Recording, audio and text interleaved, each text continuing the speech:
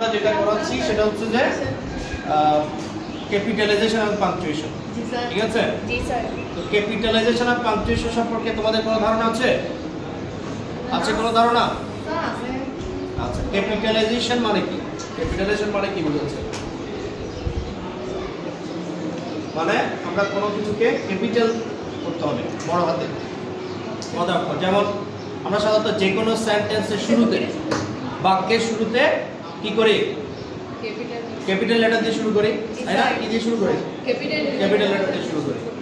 এখন আমরা যখন ক্যাপিটালাইজেশন অফ পাংচুয়েশন করতে যাব, তাহলে আমাদের দেখতে হবে ওই যে প্যাসেজটা দেয়া আছে সেটা কি ডায়লগ আকার আছে কিনা, মানে কনভারসেশন, মানে কারোর সাথে কারো কথা হচ্ছে কিনা। যদি কনভারসেশন হয় তাহলে কি আনতে হবে? কেউ কি বলতে পারবে? যদি ইম্পর্টেন্ট কমান্ড কি আনতে হবে? Important command.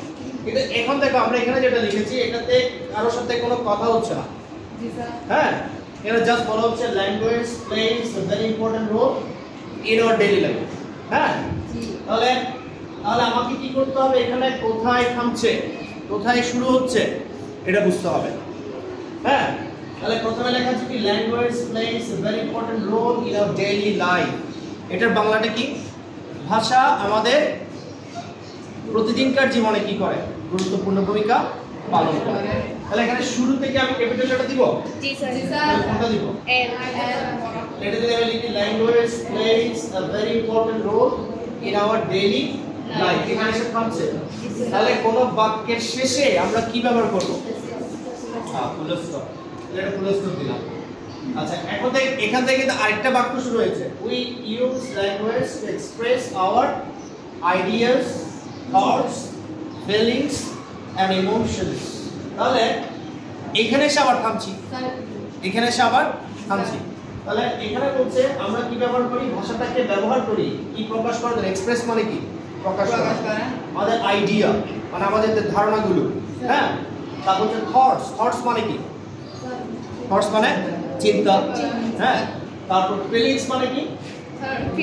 অনুভূতি। অনুভূতি। Very good. আর ইমোশনস মানে কি? ইমোশন স্যার ইমোশন মানে আবেগ। আবেগ।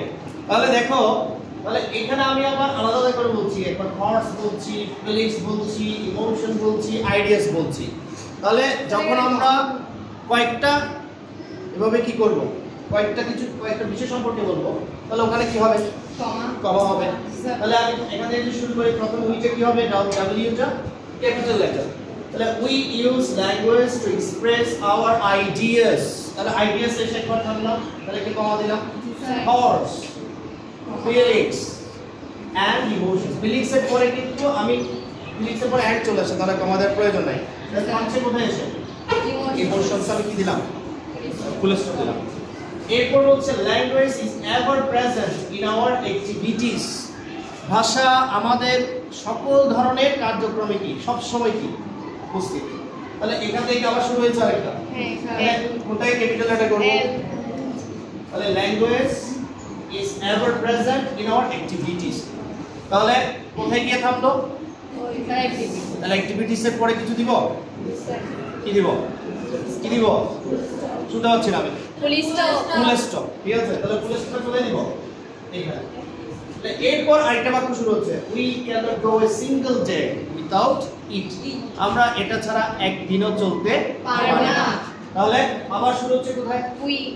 তাহলে এখানে ক্যাপিটাল লেটার শেষ হলো কোথায়? এইখানে। তাহলে আমরা এখানে দেখতে পাচ্ছি পাংচুয়েশন মার্কস কি ব্যবহার হয়েছে। একটা হচ্ছে ফুল স্টপ ব্যবহার হয়েছে, কমা ব্যবহার হয়েছে, তারপর আর কিছু ব্যবহার হয়েছে না। আরেকটা হয়েছে সেটা হচ্ছে আমি ক্যাপিটালাইজেশন করেছি। অর্থাৎ প্রত্যেকটা বাক্যের শুরুতে কি করেছি? আমরা প্রথম অক্ষরটা বড় হাতে ক্যাপিটাল করেছি। হ্যাঁ, শেষে কি দিয়েছি? শেষে ফুল স্টপ দিয়েছি। এবং কয়েকটা বিষয় সম্পর্কে যখন বলতে যাচ্ছি, হ্যাঁ, তখন আমরা কি ব্যবহার করছি? কমা ব্যবহার করছি। এখানে কিন্তু কোথাও ডায়লগ হয় না, conversation. This is not conversation. যদি কনভারসেশন হতো তাহলে we have to use what? Inverted comma. ঠিক আছে।